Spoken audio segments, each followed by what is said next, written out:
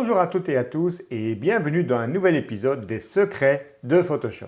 Alors aujourd'hui je vais vous montrer comment créer un reflet à partir de rien pour transformer une photo comme ici dont le reflet n'est pas terrible en quelque chose de plus joli et réaliste avec, comme tu peux le voir, des petites ondulations dans l'eau. Et restez bien jusqu'à la fin parce que je vais vous montrer un plugin qui va vous permettre de créer ces reflets de manière automatique. Vous allez voir, c'est vraiment cool. Sans plus tarder, allons voir comment créer des reflets réalistes dans Photoshop.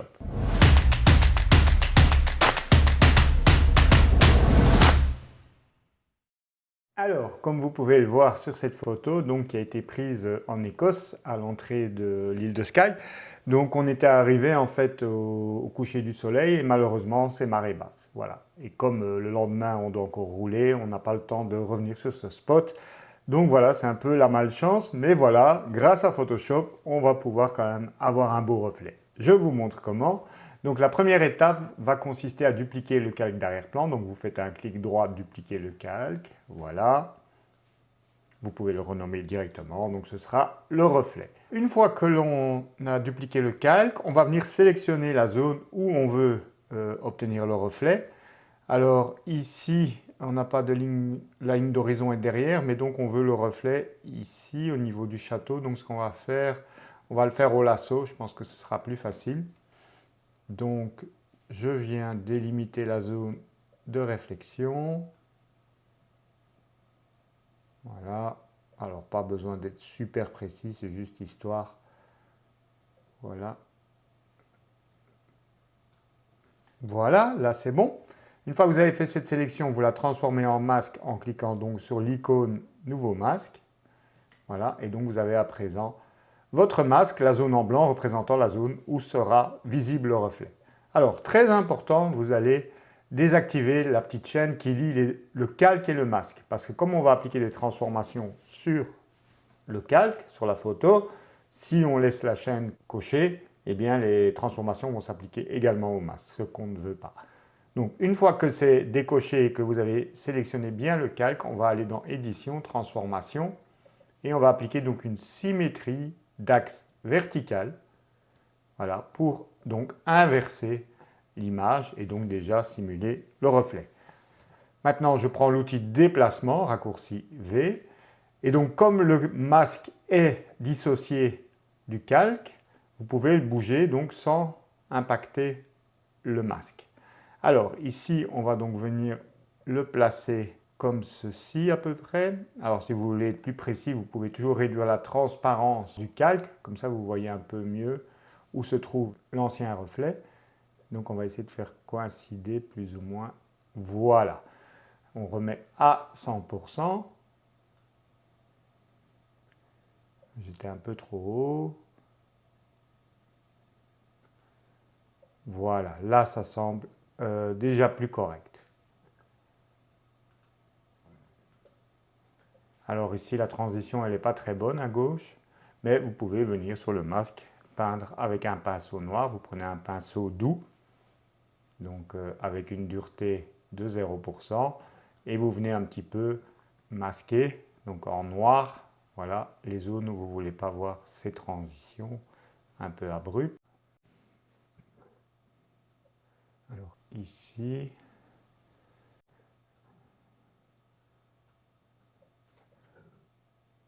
donc là je refais réapparaître un petit peu du reflet original qui dans cette zone était correct, hein. Voilà, ce sera du coup plus réaliste.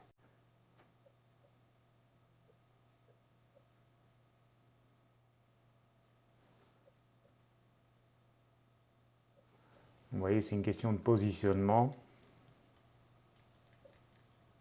Voilà, pour faire coïncider avec l'ancien reflet. Ok, donc là, on est déjà beaucoup mieux. Alt-clic, je vois qu'il y a des zones pas complètement noires dans mon masque. Hop, que je complète, donc pour éviter d'avoir des choses un peu bizarres. Voilà. C'est toujours une bonne pratique de vérifier comme ça son masque en faisant un Alt-clic dessus pour voir s'il n'y a pas des transitions, des démarcations qui risquent d'être visibles si on ajoute du contraste par après. Ok, donc là j'enregistre mon document, commande CTRL S, voilà. Et donc maintenant, ce qu'on va faire, on va relier à présent à nouveau le calque et son masque en cliquant sur la petite chaîne. Et on va transformer ce calque en objet dynamique. Donc pour ça, vous allez faire un clic droit dans une zone vide du calque à droite, ou simplement ici, vous allez dans le menu sandwich, voilà, et vous faites convertir en objet dynamique. Pourquoi? Tout simplement, ça va nous permettre en fait de revenir sur les réglages des filtres qu'on va appliquer dans quelques secondes. Donc on va commencer par appliquer un filtre de flou directionnel, hein, puisque l'eau, ça bouge un petit peu, donc on va appliquer un flou directionnel. Voilà. Alors, la direction, on va la mettre verticale. Donc l'angle, on met 90 degrés. Et attention, on ne veut pas trop flouter, ça doit être très léger. Quelques pixels suffisent. C'est juste pour le réalisme. Voilà, c'est un peu mieux.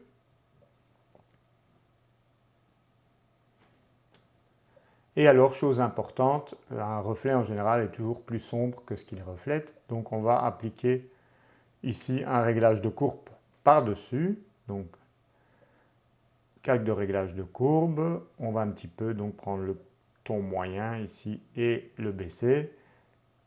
Et on va venir l'écrêter. Donc comme vous pouvez le voir actuellement, ce calque de réglage impacte toute l'image. Or on veut qu'il n'impacte que le reflet. Donc on va l'écrêter au reflet. Pour ça, on fait un Alt-clic. Voilà, vous voyez, il y a une petite flèche du coup qui apparaît et qui décale le calque de réglage à droite. Et on voit la petite flèche qui nous indique donc qu'il ne s'applique qu'au calque qui est juste en dessous. Donc, comme vous pouvez le voir, voilà, l'assombrissement ne s'applique qu'au reflet. Maintenant, pour créer des ondes dans l'eau, donc cet effet un peu de vague, on va utiliser un filtre de Photoshop qui s'appelle le filtre dispersion. Donc il se trouve ici dans filtre, distorsion, et il s'appelle dispersion. En anglais, c'est displacement, donc déplacement. Et je vais vous expliquer en fait ce qu'il fait dans les grandes lignes. Donc ce filtre va déplacer les pixels de notre image sur base de leur luminosité. Ce qui est gris, donc je vous rappelle que la luminosité va de 0 du noir au blanc 255, au milieu on a le gris moyen 128. Le gris ne sera pas déplacé par ce filtre dans son algorithme, donc le gris 128, le gris moyen, il ne sera pas déplacé. Le noir sera déplacé donc vers le bas et vers la droite. De combien? Eh bien s'il est 100% noir, ce sera de 128 pixels. Et le blanc, lui, va être déplacé dans l'autre sens, donc vers le haut et à gauche. Donc voilà, en fait, ça fait un espèce de petit escalier comme ça, ce qui va créer en fait ces mouvements d'ondulation. Ça, c'est dans le cas où on utilise une image en niveau de gris comme fichier de référence, parce qu'il faut savoir en fait que quand vous appliquez un filtre de dispersion, en fait, vous avez besoin d'un fichier référence. Donc regardez, si je fais filtre, distorsion, dispersion, vous allez voir, je vous expliquerai les réglages après, mais il va me demander, voilà, un fichier de référence. Et donc Photoshop va se baser sur les différences de niveau de gris de ce calque pour déplacer les pixels de l'image source en haut, en bas et de gauche à droite. Alors dans le cas d'une image RVB qui sert de référence, comme ici, en fait, il va travailler que sur les deux couches, sur la couche rouge et verte dans son algorithme. Donc, sur la couche rouge, en fait, il va déplacer les pixels horizontalement, donc les pixels clairs à gauche, les pixels sombres à droite. Et sur la couche verte, il va déplacer les pixels verticalement. Donc les pixels clairs vers le haut, les pixels sombres vers le bas. Donc voilà, je ne vais pas rentrer plus dans les détails, mais c'est juste pour vous expliquer que ça fait un espèce d'effet de cisaillement en fonction des valeurs de luminosité du fichier référence. Alors, pour vous illustrer ça, ici, j'ai dessiné une barre verte et 3 ronds, donc noir, gris, blanc. Alors, à l'endroit où ce rond noir recouvre la ligne, eh bien, donc, il y aura un déplacement. Le gris, il n'y aura aucun déplacement, puisque je vous ai dit que le gris était la couleur neutre, donc 128, et le blanc, il y aura également un déplacement dans l'autre sens. Alors, donc, je vais créer une carte de displacement. Donc, comme vous pouvez le voir, il y a les 3 points, ils sont au même endroit que ici. hein. Donc ici, je vais les désactiver. C'était juste pour vous montrer le futur recouvrement. Et donc, je vais appliquer un fond gris, puisque je vous rappelle, le gris dans le filtre dispersion ne subit aucune déformation. Donc, je l'enregistre, voilà. Et donc maintenant, je vais appliquer sur ce calque le filtre dispersion avec les 3 ronds.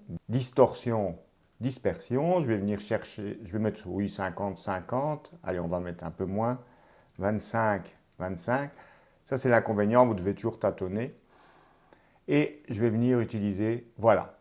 Vous voyez donc où il y avait les ronds noirs, je vous rappelle, le rond noir était ici, vous voyez que du coup les pixels sont descendus et un peu décalés, vous voyez ici la ligne n'est pas verticale, et pareil à droite. Et si maintenant je fais commande ou contrôle F pour relancer le filtre, vous voyez, ça se reproduit encore une fois, et ainsi de suite. Voilà, c'est comme ça que fonctionne le filtre dispersion. Et donc sur une surface avec de la texture qu'on va créer donc comme de l'eau, eh bien vous allez avoir un effet donc plus ou moins accentué de vague en fonction de l'intensité du filtre dispersion que vous allez régler.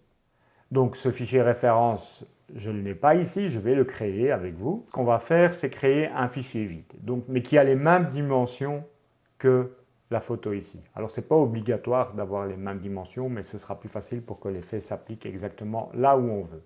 Donc pour avoir les mêmes dimensions, petite astuce, donc on va créer un nouveau document et pour qu'il ait les mêmes dimensions que la photo d'origine, on va faire une sélection de tout. Voilà, comme ça vous voyez les pointillés en haut et on va faire édition, copier.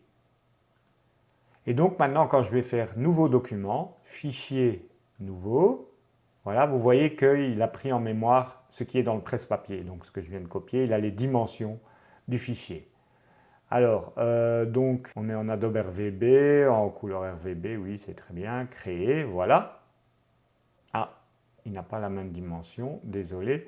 Donc, je vais faire, en fait, il a pris la référence ici de l'objet dynamique. Donc, je vais cliquer sur le calque, je refais copier avec fusion, comme ça il tient compte de l'ensemble des pixels de l'image, et je fais nouveau, voilà, et normalement, cette fois, ça devrait être bon, voilà.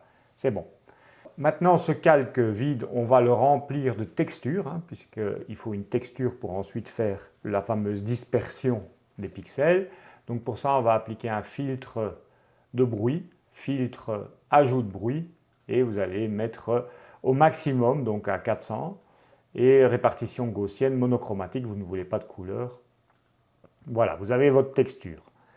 Ensuite, cette texture, en fait, est constituée donc de points blancs, gris et noir. Hein. Donc vous allez voir que ça va nous permettre donc de créer du déplacement, de la dispersion dans notre calque original. Mais ça ne suffit pas, on va un peu le flouter pour que la texture ne soit pas trop visible. Donc pour ça, on va sur flou, flou gaussien et en moyenne genre 2 pixels. C'est très bien, voilà. On va encore ajouter quelque chose, on va ajouter du relief maintenant, parce que vous avez déjà vu probablement dans des vagues, eh bien, il y a une impression de relief dans l'eau. Eh bien, pour créer ce relief, on va utiliser un filtre qui s'appelle dans esthétique, dans filtre esthétique, qui s'appelle estampage. Alors, attention, puisque ici on travaille sur 2 couches. Donc si vous travaillez sur une texture de dispersion en couleur, donc ici on a les 3 couches, il va falloir appliquer l'estampage, donc cette façon de mettre les pixels en relief de manière différente sur la couche rouge que sur la couche verte. Donc je vous rappelle, d'après le schéma que je vous ai montré, sur la couche rouge, donc on va appliquer un effet de relief de gauche à droite. Donc hop, filtre, esthétique, estampage, voilà, donc en gros c'est l'angle ici qui est important, donc on va mettre 180 degrés. Vous mettez au maximum et la hauteur 1 pixel. Et donc comme vous pouvez voir, ça crée un petit relief, regardez, avec la lumière donc qui va de gauche à droite. OK.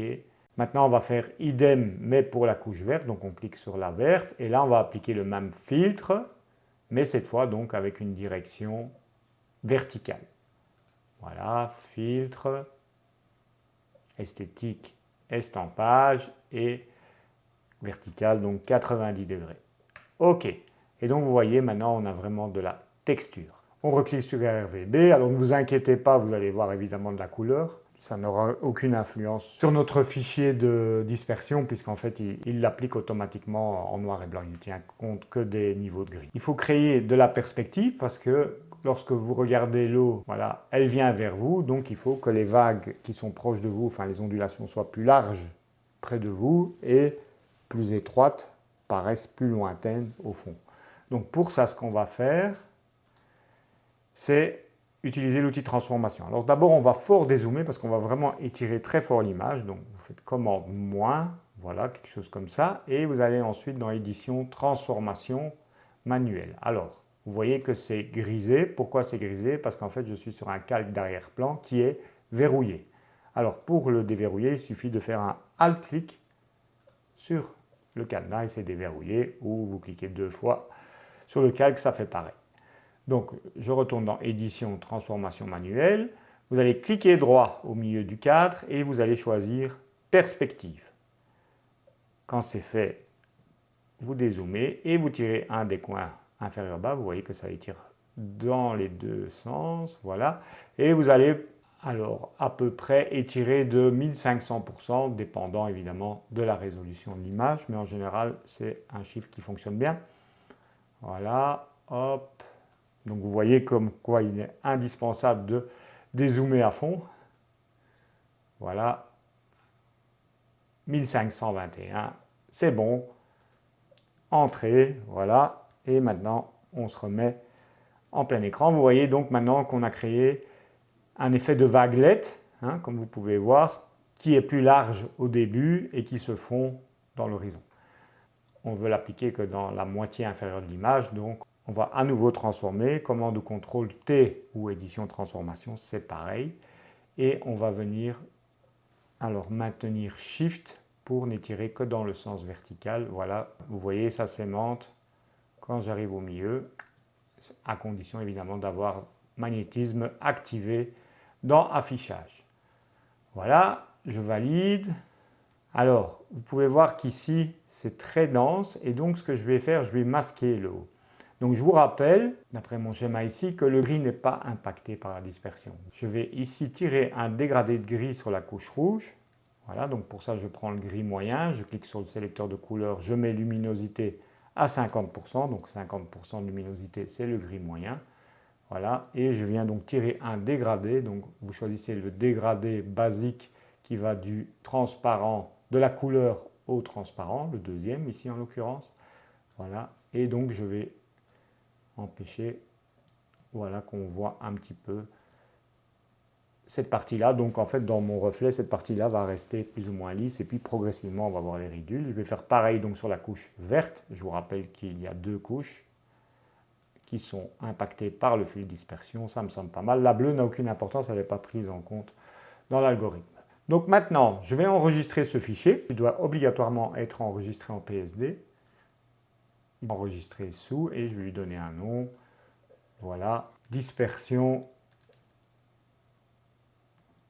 RV, donc je mets RV, ça veut dire rouge-vert. Alors ici, il me dit que je dépasse la limite de 2 Go. Pourquoi? Ben, tout simplement parce qu'il y a plein de pixels en dehors du cadre de l'image. Je vous montre. Si maintenant je reprends l'outil transformation, vous voyez qu'en fait les pixels ils s'étendent jusque là. Or, on n'a pas besoin de tous ces pixels inutiles qui alourdissent le fichier. Donc ce qu'on va faire, c'est on va rogner l'image. Donc pour ça, vous faites commande ou contrôle A ou sélection, tout sélectionner.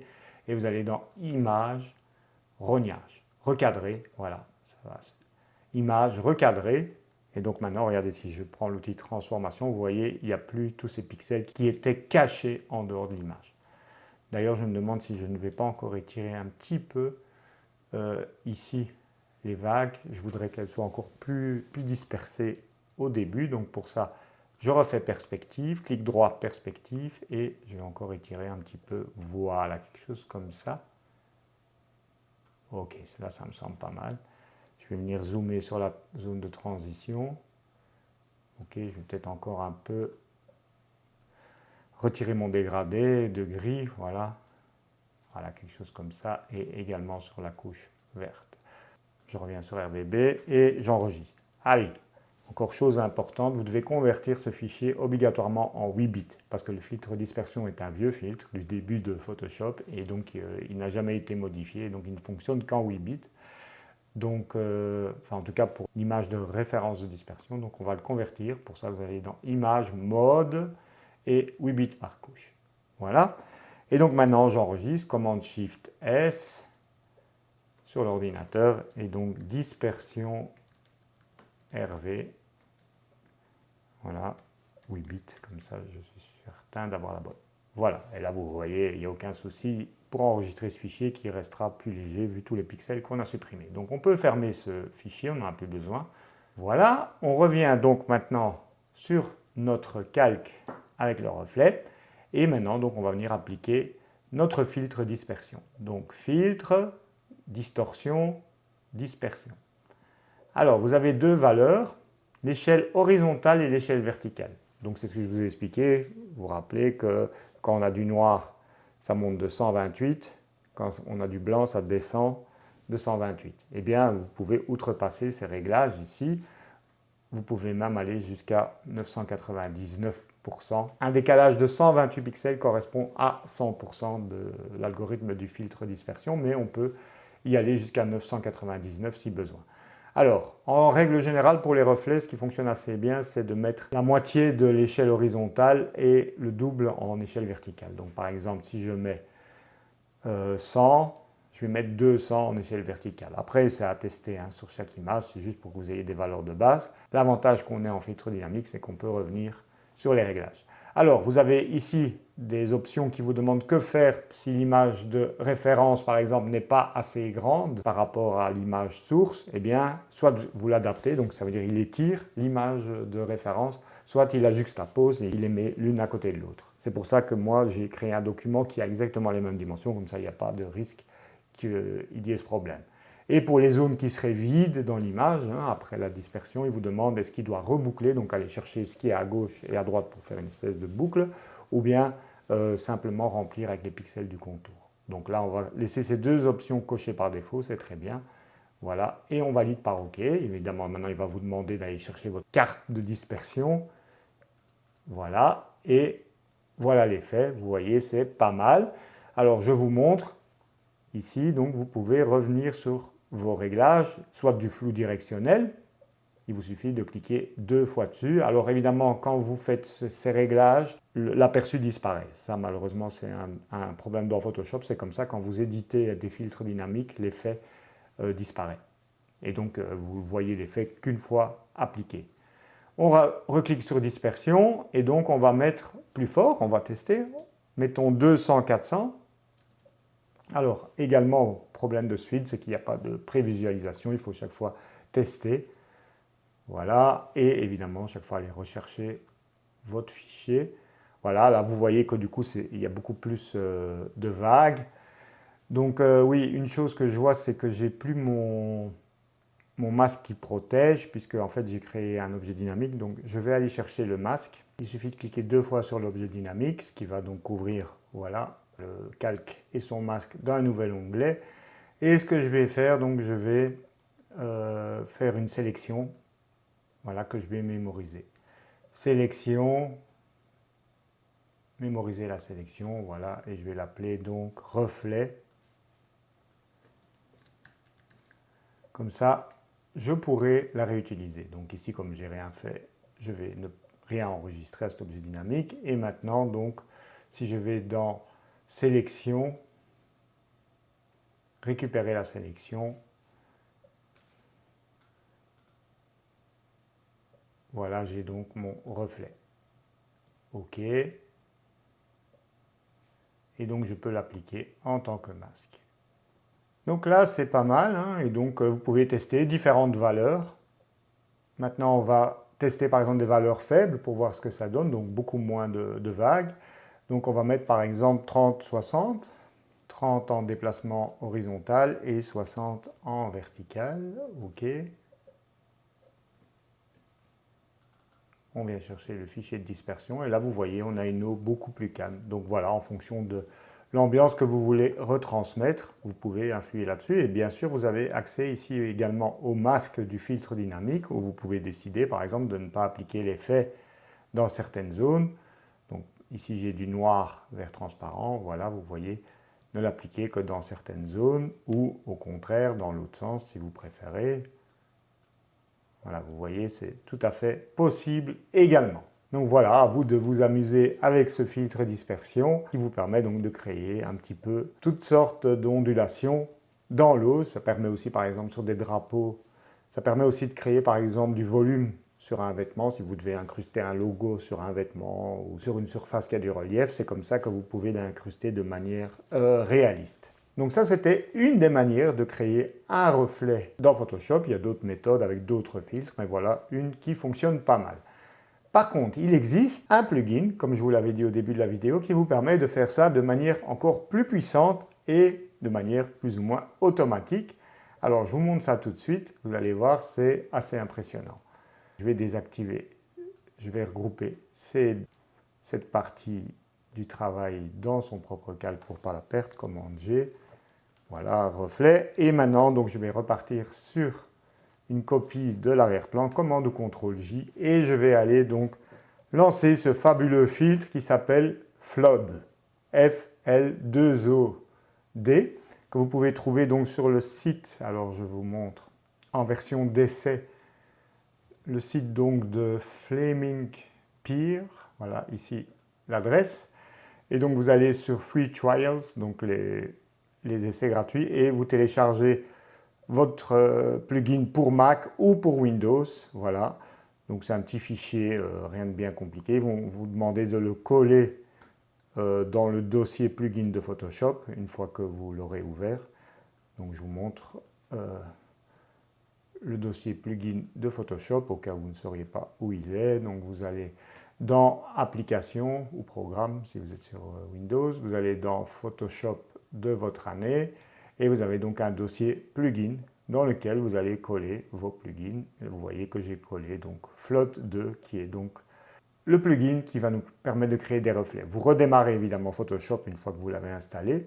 Et donc moi je vais le lancer maintenant. Je vais dans Filtre, Flaming Pier, Flood 2. Et voilà, regardez instantanément ce qu'il vous crée. Alors je vais le mettre en plein écran, comme ça vous voyez mieux. Et zoomer un peu plus dans l'image. Voilà. Vous pouvez décaler la ligne d'horizon ici. Voilà, plus ou moins haute. Ou là, j'ai carrément noyé le château. Voilà, vous pouvez l'ajuster comme ça de manière très précise. Et ce qui est intéressant, alors vous avez deux réglages. Vous avez simple et complexe. On va prendre simple. Voilà. Et vous pouvez donc augmenter le nombre de vagues ou au contraire très peu de vagues, quasi pas. Et voilà, tous les paramètres en fait de ces vagues, le niveau de complexité, si vous voulez par exemple une ondulation ou pas, donc vous voyez là où il y a la croix, je vais la mettre ici, comme ça vous comprenez, voilà. Vous créez en fait ce qu'ils appellent une ripple, donc comme quand vous jetez une pierre dans l'eau, voilà. Après vous n'êtes pas obligé hein, évidemment de mettre ça, mais voilà, vous pouvez ajouter simplement des vagues, vous pouvez jouer avec la brillance de ces vagues. Enfin, vraiment, c'est hyper, hyper puissant. Il y a vraiment de quoi s'amuser pendant des heures et des heures. Là, je passe sur complexe. Vous voyez, c'est très réaliste comme surface d'eau. Voilà, ou au contraire, si vous voulez une eau plus calme, c'est le waviness ici qui conditionne ce réglage-là. Donc là, vous voyez, on a quelque chose d'assez similaire à ce que j'avais créé moi avec le filtre dispersion dans Photoshop. Mais vous l'avez vu, c'est vraiment beaucoup plus simple. Ensuite, vous validez par OK. Voilà. Et ça vient donc s'appliquer sur votre image. Évidemment, j'aurais pu le faire en filtre dynamique pour pouvoir revenir dessus. Mais vous avez compris le principe. Alors, je vous montre d'ailleurs d'autres résultats que j'avais obtenus. Voilà, donc ça c'est le même fichier, mais sur lequel j'ai fait un peu plus de post-traitement. Donc là, c'est avec le filtre dispersion, hein, comme je vous ai montré en début de vidéo. Et j'ai fait une autre version également avec Flood, donc, que je vous montre ici. Voilà. Voilà, vous voyez ici, et après post-traitement. Donc vous voyez ici l'ajout d'eau avec le plugin, et puis un peu de post-traitement pour mettre en valeur la lumière et la colorimétrie. Et voilà, vous voyez qu'on arrive à des résultats sympa avec ce plugin.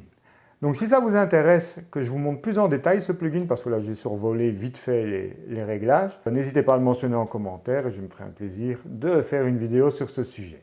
Vous savez à présent comment créer des reflets dans Photoshop, donc il ne vous reste plus qu'à mettre tout ça en pratique, car comme vous le savez, sans pratique, il n'y a pas d'apprentissage. Voilà, je vous remercie d'avoir regardé cette vidéo. N'oubliez pas, si vous avez appris quelque chose d'intéressant, de mettre les pouces en l'air, c'est bon pour l'algorithme et mon moral. Et d'ici là, je vous remercie d'avoir regardé cette vidéo et vous retrouve très vite pour de nouveaux tutos Lightroom et Photoshop. Ciao, ciao!